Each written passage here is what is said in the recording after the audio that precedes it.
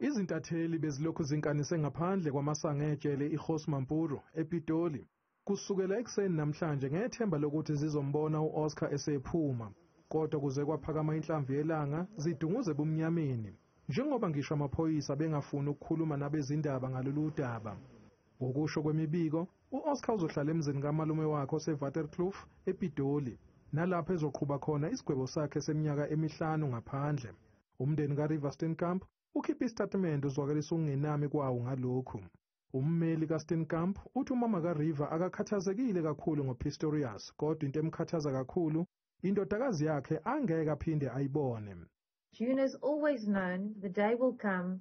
Barry has always known the day will come when Oscar Pistorious would be released on parole, the same way that any other offender in terms of South African justice system is entitled to be released if the parole board finds that they can do so, based on the information that's placed before them.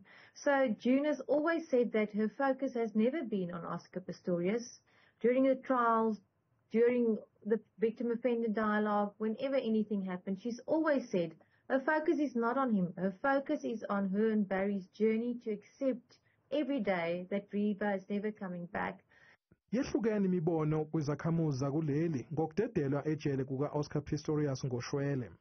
Violence and femicide activist, and as someone who really looked up to River Steenkamp, it made me ask myself the question, is this the way that justice is being served?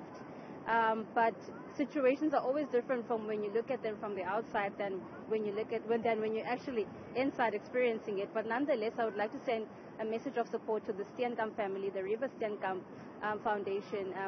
They are not alone, definitely not alone. We are with them every step of the way. Sorry to the family, River's family, obviously. I mean, it is kind of disappointing to our justice system for releasing someone on 8 years patrol when he did something very unforgivable. It is very disappointing.